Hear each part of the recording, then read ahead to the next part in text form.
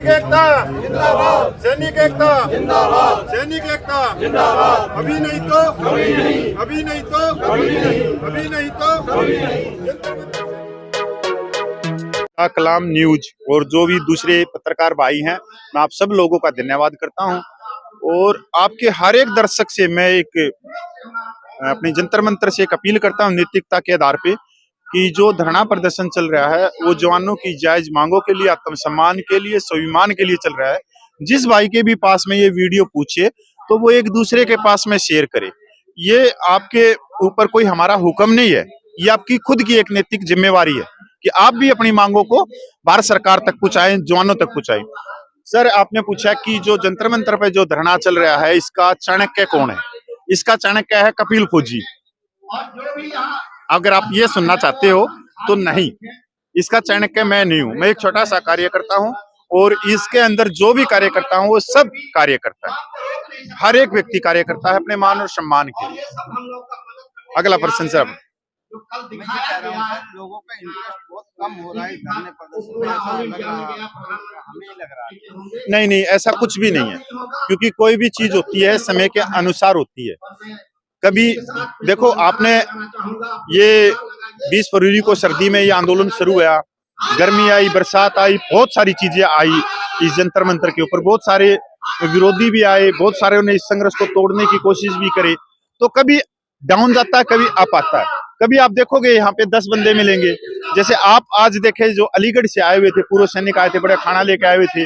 हमारे मुक्तसर साहब की एक टीम आई हुई है, हमारे फिर सबका सैनिक संयुक्त मोर्चा के जो पंजाब प्रधान है सूबेदार मेजर रणधावा साहब, उनकी पहले से टीम आई हुई है। तो सर कल है, कल यहाँ पे और ज्यादा मिलेंगे, परसों कम हो सकते हैं, ये अप डाउन चलता रहता है, तक ऐसा कुछ नहीं। सर, आप लोगों ने परसों एक ज्ञापन दिया है सरकार को, दोबारा रेल रोको अभियान जो है करेंगे, ऐसा कुछ सुनाई में तो दे रहा है।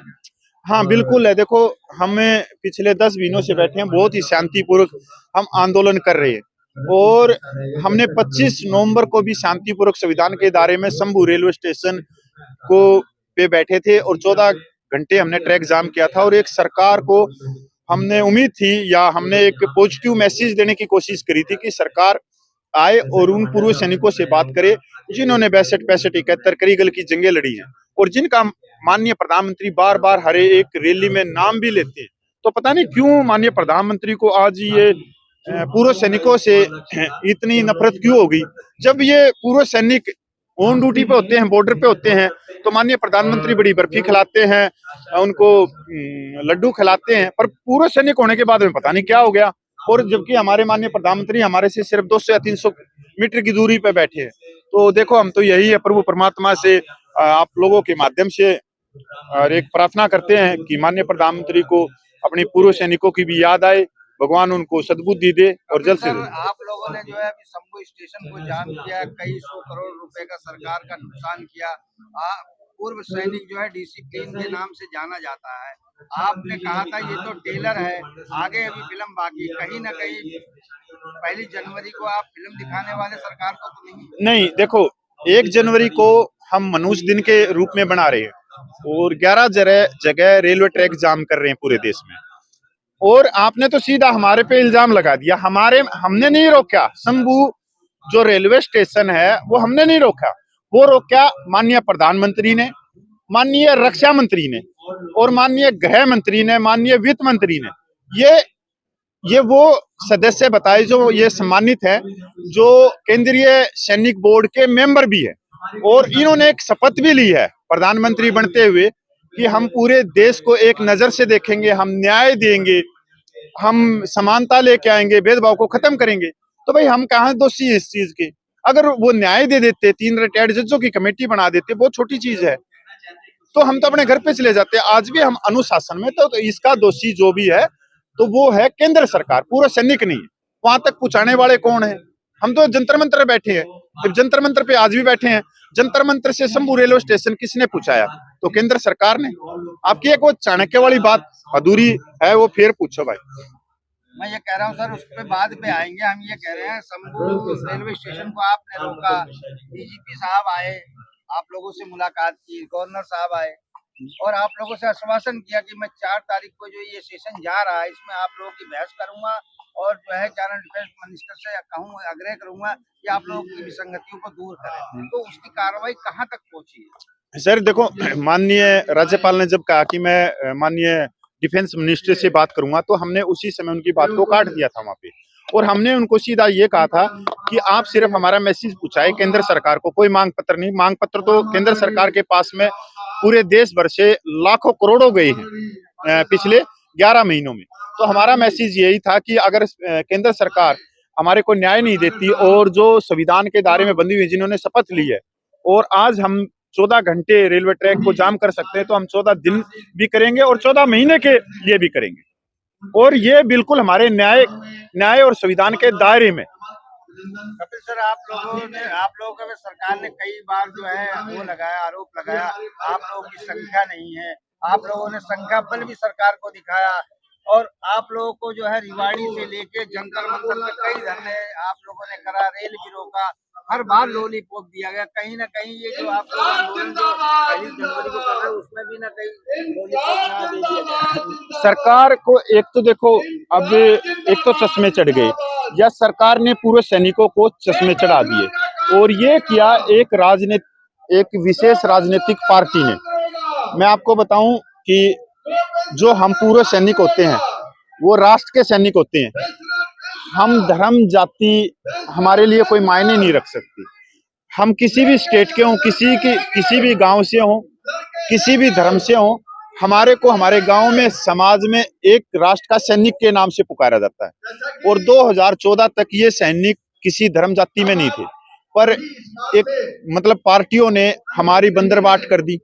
बंदरबाट करने से कोई फलानी पार्टी के झंडे लेके चल रहा है, कोई फलानी पार्टी के गीत गाता हुआ चल रहा है। और 2014 तक ये था, और 2014 तक जब हम एकजुट थे तो जो रिटायर्ड ऑफिसर थे उन्होंने हमारी संख्या बल दिखाया, कभी कांग्रेस को, कभी बीजेपी को, कभी क्षेत्रीय दलों को, मतलब दिखाते आए और हम दरी कुर्सी बिछाते रहे, और उसका फायदा उठाया भी उन्होंने। अब आप देखोगे सांसद बने हुए हैं, राज्यपाल बने हुए, तो मैं आपसे पूछना चाहता हूँ 97% होने के बाद में भी आज तक कोई जवान, कोई हौलदार, कोई सूबेदार मेजर, कोई राज्यपाल बना देश में?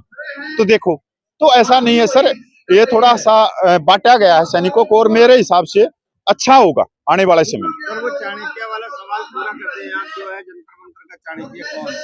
ये आप लोगों को भी, मेरे पास में बहुत सारे पत्रकार भी पूछ रहे हैं, एजेंसियां भी पूछ रही हैं कई दिन से, कि जो सबका सैनिक संघर्ष कमेटी है, जो जंतर मंतर के आंदोलन के पीछे की ये चाणक्य कौन है। और आप लोगों ने पता नहीं होगा, इसके जो चाणक्य हैं, हर एक चीज में, एक परिवार में भी एक मुखिया होता है, तो इसके अंदर है नायक हरपाल। आप लोगों ने हमारे चेहरे देखे होंगे। तो आज जब एजेंसियां पूछ रही है कि ये पूरी रणनीति और 10 महीने में इस आंदोलन को बहुत षड्यंत्र रचे गए तोड़ने के लिए, बहुत बड़े लेवल के, तब भी यह आंदोलन बहुत ऊपर, एक नीचे होके फिर ऊपर आया, फिर आगे बढ़ा, फिर ट्रैक जाम हुआ और फिर आगे चला। तो इसके है नायक हरपाल सिंह, जो पंजाब से, पर वो मीडिया का कभी चेहरा नहीं बनते, वो चुपचाप बैठते हैं, वो हमेशा पर्दे पीछे काम करते हैं। एजेंसियों में भी बहुत सारों को नहीं पता है, वो पिछले 14.5 सालों से संघर्ष कर रहे हैं, बहुत सारी भूख हड़ताल करी है, और वही बंदे थे जो 2014 में उन्होंने यहाँ पे जंतर मंतर पे 13 दिन भूख हड़ताल करी थी, ऑफिसर रैंक, ऑफिसर पेंशन का जब धरना प्रदर्शन चल रहा है। तो ये सवाल पता नहीं आप लोगों तक कैसे पूछा है नायक हरपाल का, आज 5-6 दिन से बहुत ज्यादा उसमें है। तो मैं बताना चाहता हूँ कि हम इसके अंदर, इस धरने के अंदर, अगर आप हमारे चेहरे को देख रहे हो कि भाई हम इसमें चेहरे नहीं, बिल्कुल भी नहीं है कलाम भाई, इसमें मैन है मुख्य कमेटी में से। तो हाँ, मुख्य कमेटी में से आते हैं। हर जगह आंदोलन करते हुए नजर आ रहे हैं, सबसे आगे पार्लियामेंट घेराव में उस दिन आप पहले के ऊपर भी चढ़े थे, आपको पुलिस ने भी सबसे पहले अरेस्ट किया था सर। वो सर, जो भी मेरे से, जो नायक हरपाल जो मेरे को कहते हैं, क्योंकि एक मुखिया होता है, उसका आदेश स्वप्रिय है, वही चाणक्य है। मतलब हम ये कहेंगे कि वो चाणक्य है, उनकी रणनीति है, वो कहाँ चढ़ाएंगे, कहाँ मेरे को बिठाएंगे, ये सारा उनका। पर मैं ये बताना चाहता हूँ, हम एक सिर्फ कार्यकर्ता, और हम, चाहे मैं हूँ, चाहे इसमें नलिन तलवार है, चाहे अपने रमेश भाई हैं, चाहे गोपाल कृष्णा है, चाहे जनक राज है, ये कुछ भी नहीं है, कुछ भी नहीं है। हम सिर्फ इस धरने के अंदर चाय पानी पिलाने वाले हैं, दरी कुर्सी बिछाने वाले हैं, जूठी प्लेटें उठाने वाले।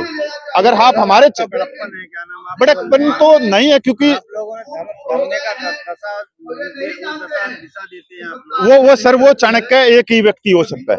हम तो देखो ब्याह शादी में एक बुजुर्ग बैठता है, जब पकवान बनते होते हैं, बर्फी बने होते हैं, तो एक बुजुर्ग की ड्यूटी लगा देती है कि वो बुजुर्ग उस पर निगाह रखेगा।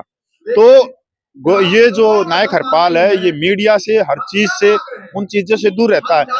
और हम जो काम कर रहे हैं, हम अपना काम कर रहे हैं। नायक हरपाल हमारा काम आराम से कर सकता है, पर हम नायक हरपाल का नहीं कर सकते काम। जो रणनीति से मतलब सारी चाणक्य जो बुद्धि लगानी है, रातों रात जगना है, लिखना है, बहुत सारी चीजें हम भाग दौड़ कर सकते हैं।